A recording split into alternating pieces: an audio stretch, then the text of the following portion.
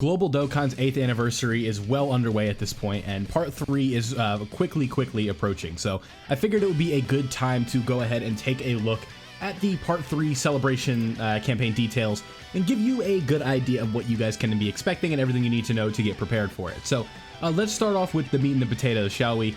We have the Easy A's, and now the major Easy A's, not really unexpected, but kind of what we expected after last year's Part EX, is the 5-year anniversary LR Easy A's. So we'll start off with Gogeta. Here is his kit as you look at it right now. He gets a significant upgrade from what you can see here. Rather than just raising his attack, he gets attack and defensive raises here. You can tell by the little icons for the percentages. 50% and then 30%, and this guy is almost always doing 2 to 3 supers. If you want to look at the passive really quickly, we have attack and defense 140%, key forward and defense 100% when attacking. We have an additional attack that has a great chance of becoming a super attack as the first or second attacker in a turn. He has a chance to dodge the enemy's attack as the third attack in a third attacker in a turn, and also launches an additional super attack, and transforms when the conditions are met, which is the 4th turn. So when we look at Blue Gogeta, Easy A, there's quite a bit going on with this Blue Gogeta. I'm not going to read everything here, but just know that he is easily clearing like 10 million attack stats, doing 3 to 4 supers, critting, super effective against all types, and all that fun stuff. He is just an absolute stud. These Easy A's are super nice. So you want to make sure that you have them ready to go. If you haven't awakened them because they suck now, they will be really good very soon. So for whatever reason you don't have them done, make sure you take care of that now. It's just that way you don't have to wait around, right? So we have 50%, 30%, kind of the same kit. As usual with these anniversary LRs, they have the same kit, and then they get a little bit different when they transform. So what this Vegito can do, essentially, is, especially on his active skill turn, there's a good chance that this guy is doing the active skill damage, doing an 18 key, and then doing 3 to 4 more 12 keys. So there is so many super attacks that this guy is doing, and that just leads to so much damage. And it overall just really makes for an incredible unit. So you guys can just kind of see, looking at right here, can be activated against one enemy when HP is 50% or less. Really good for difficult content because, eventually this is kind of like the idea is kind of like you want to use this as the finishing blow, but you can also use it to get you out of a sticky situation, right? Where maybe you just need a little bit of damage before the turn starts to really make like your slot 1 unit take care of business. So that is all there is for these Easy A's. These Easy A's, if we just scroll to the bottom, you can see they pop up. They started on February 24th, so that was roughly like 27 to 28 days after the anniversary started. So we are looking at about another like 2 weeks, a little bit under that, before we get them on global. So the exact date I can't give you at this time, and that's not because I know it and I'm not saying it, I just don't have it. So let's look at the kind of overall campaign stuff now that we've gotten that out of the way.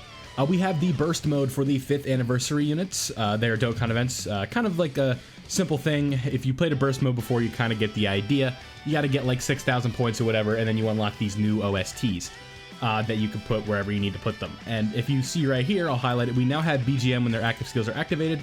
They got new OSTs for their active skills, so that is really cool. And you can look forward to getting that. If you play with the music on, you have that to look forward to for your OST needs, we'll call it. We have commemorative missions. These are very important because we use these to get the tickets that you are going to need for the, I believe it's either a 50 unit or a 70, I think it's a 77 unit multi that you get 3 free LRs in. If you want to look at the scale, it is the 300 stone multi that you probably haven't done, but maybe if you are a spender, you have done that. So we get all of these missions, and you kind of, just a basic idea of how you do it is you take all these free-to-play units that you've been farming up during the anniversary, you get them to 100%, you Easy A them, you do all that fun stuff, and by the time you've done that and every other additional mission, which is usually like use stamina, train characters, Dokkan Awaken characters, play Extreme Z battles, all of that fun stuff, once you've done all of that, you should have I believe it's 50 tickets required to do the multi, I don't believe it's 77. So when you have all of those, you do the multi, you get your 3 LRs, hoo-ha, the whole world works, right? So how you're going to be able to do that is through the Extreme Z area that we have for this Hercule, as well as this Babidi / Majin Buu. You go through these, it's just like any other Extreme Z battle. Make sure you have these units farmed up already, so that way you have less work to do when Part 3 is live, and you can do your LR multi faster. Moving on, we have the challenge event for the Shadow Dragon, so this will be the fight versus Sin Shenron. Surely if you guys are active Dokkan YouTuber watchers, you have seen the Sin Shenron fight. You just need to know that he has 2 phases worth of AoEs, and if you can really just get through that, then you should be good to go. It's a fun fight, super difficult. It was the hardest fight on JP up until Omega dropped a couple of days ago. We have new challenge event missions for the Seize the Victory with the Spirit Bomb. Now, I don't recall having to do like extra missions for part 3, but this event is kind of annoying, but you should be good on that. Now, looking at the explosive chain battle, I have it pulled up here. Here is what you're going to need to know. The advantageous categories are Power of Wishes, Earthbred Fighters, and the Wicked Bloodline. So for the super class side of things, you want base form Gokus, base form Gohans right here. I think a couple of people use like Tien units and stuff like that, maybe a couple Krillins, even Yamcha. And then on the extreme side of things, it's super easy. You just build a Frieza setup. So super common units, probably units that you have the TURs for, the SSRs for. You just want to slap all them together, Gokus, Piccolos, Friezas, and the whole world should work, right? You'll be able to do that, especially if you pulled the new Kai Goku, you should be in really good shape. But you also have the free-to-play version Z Goku, which tends to be pretty good for chain battles across the board. So make sure that if you don't have this Kai Goku, and make sure your version Z Goku is ready to go, and you should have no issues whatsoever. With this chain battle, you know, it depends on if you're going for top 1% or not, but I do believe like a version Z setup should be more than enough to get you the 100 million category point, you know, the 100 million point mission, right? That way you get all the fun rewards that you actually need rather than just the percentage rewards. So, looking at the last thing, we already talked about the EZA battle, or the Extreme Z battles against the LR Fusions. And now the last thing that we have to talk about is the 8th anniversary battle that you guys will be getting during part 3. So with this, we have a different fight for each year of the anniversary. So if you can see here, we have level 1, 2, 3, 4, and all the way down to 8. Now, in terms of each individual stage, I will make a specific guide for each one. We'll do a separate video for each one of these stages, and here are some of the missions.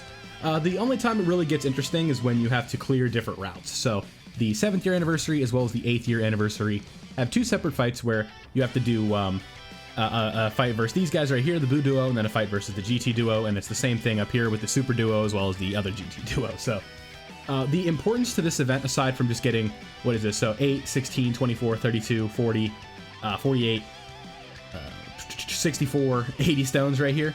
The specific thing about this is the EX skill orbs. I'm sure you guys have heard YouTubers telling you to hold on to or hold off on using skill orbs on these guys, and that is because of this specific thing right here, where we're getting these crazy EX orbs, which are like level, I don't know if you can see it from here, but it's like 8 defense right here, and then we have a another orb where we get where it's like plus what's the word? It's like plus 2 defense, plus 6 additional, and plus 6 crit.